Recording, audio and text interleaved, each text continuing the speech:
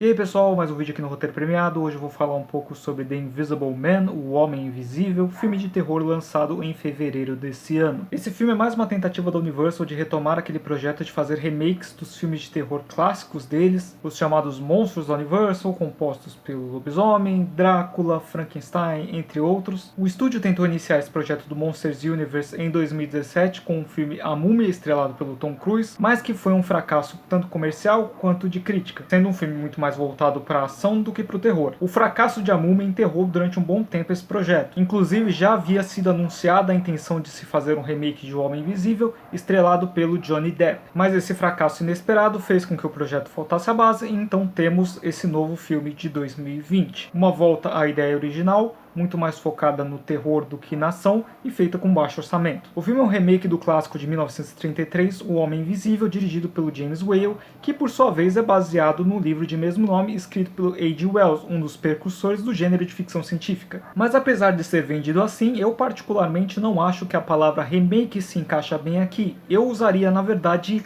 reimaginação, porque o filme é muito diferente do clássico de 1933, ele apenas utiliza a ideia base dele para fazer uma nova história. Para começar, aqui o protagonista do filme não é o Homem Invisível, como em todas as versões clássicas. A protagonista, na verdade, é a Cecília, interpretada pela Elizabeth Moss, uma mulher que vive em um relacionamento abusivo com um consagrado cientista. Logo no começo do filme, ela foge da casa do marido e vai se esconder na casa de um amigo policial. Depois de alguns meses, o ex-marido dela é dado como morto e ela finalmente parece que pode ter paz. Mas situações estranhas começam a acontecer, ela começa a sentir que está sendo perseguida e desconfiar de que seu marido na verdade não morreu. É um filme muito centrado em sua protagonista, e nisso eu já tenho que começar elogiando muito a atuação da Elizabeth Moss. Ela sempre foi uma baita de uma atriz, mas eu acho que é a primeira vez que ela tem uma oportunidade no cinema de apresentar todo o talento dela. A personagem está em todas as cenas, muitas vezes ela está atuando sozinha, e é com certeza a força dela que carrega o espectador por boa parte do filme. Como eu falei, esse filme novo é bem diferente da proposta do clássico original. No filme de 33 você tinha esse cientista que com poder de visibilidade enlouquecia e queria meio que dominar o mundo. Aqui a história e o tom da narrativa são muito mais intimistas, muito mais ligados a uma questão tão atual como a discussão sobre relacionamentos abusivos. Mas isso já gera um dos pontos que eu menos gostei no filme, que é a falta de personalidade do Homem Invisível. Nos outros filmes você tinha o cientista sempre como uma figura de personalidade egocêntrica e extravagante, e por mais que seja interessante você ter esse frescor dessa nova versão ter uma personagem diferente, uma protagonista diferente, eu senti falta de conhecer mais o vilão. Você fica sem saber muito sobre quem é realmente o ex-marido dela. Ele é definido como um cara que era abusivo no relacionamento, mas é só isso, você não tem mais conteúdo sobre ele. Tanto que eu senti falta de saber um pouco mais sobre o relacionamento dos dois. Eu acho que se isso fosse apresentado,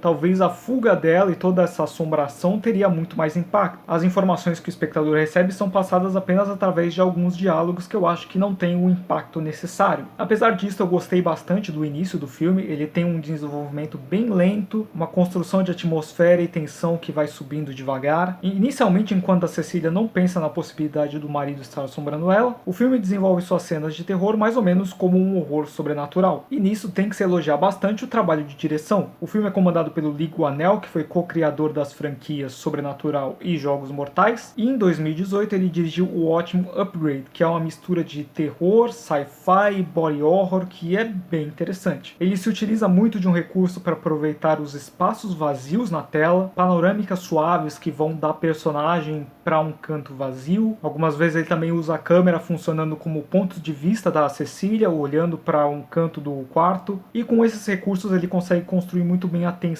e o medo tanto da protagonista quanto do espectador, criando esse receio de eu não sei se o Homem Invisível está ali ou não, instaurando principalmente no começo esse sentimento de medo e incerteza. E assim o terror caminha não para o lado físico, mas para o lado psicológico. A grande questão do filme é que as pessoas em volta começam a achar que a Cecília na verdade está enlouquecendo, e ele coloca o público ao lado da protagonista, observando essas supostas assombrações e irritado assim como a personagem, porque ninguém em volta acredita no que ela fala. E tudo isso que eu falei eu acho que funciona muito bem até mais ou menos 1 hora de filme. Aí as coisas começam a degringolar um pouco. E a partir daí eu acho que o ritmo e as situações não funcionam tão bem. Eles mudam um conceito muito base sobre a invisibilidade do Homem Invisível. Eu não vou dizer exatamente o que é porque é um spoiler. Eu entendo qual era a ideia e a necessidade de talvez mudar ela, mas eu confesso que eu não gostei muito dessa mudança do conceito de como funciona a invisibilidade. Meu problema é que o filme começa a criar situações muito inverossímeis. Tem acontecimentos que são muito importantes para a história que poderiam ser resolvidos, talvez, com uma câmera de segurança ligada. E quando você começa a parar para pensar sobre isso durante o próprio filme, começa a prejudicar um pouco a experiência. E aí o ritmo começa a ficar mais fraco, o filme acaba fugindo daquela proposta de terror psicológico que era tão interessante e indo mais para esse lado físico, que eu acho que não funciona tão bem, e aí as coisas vão ficando maçantes demais até o final. Mas aí o problema mais grave para mim vem no clímax do filme. Novamente, eu não vou entrar em spoilers, mas existe aquela clássica questão de quando você tem uma divisão de um roteiro em uma estrutura de 3 atos. Logo após o clímax, a hora de maior emoção do filme, vem a resolução. Porém, o clímax desse filme acontece e então você percebe que faltam ainda 20 minutos para o filme acabar. E aí você pensa,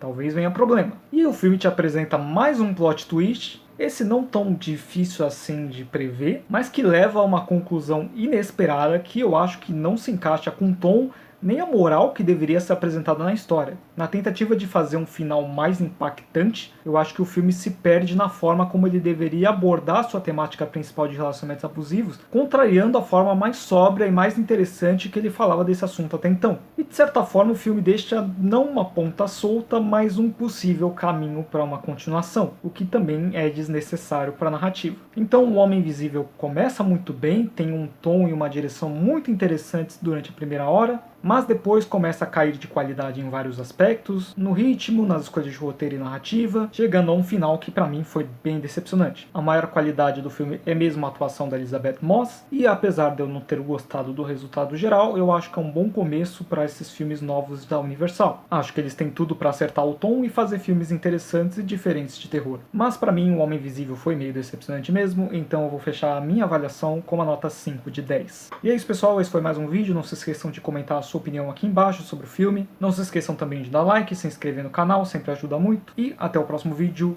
Tchau!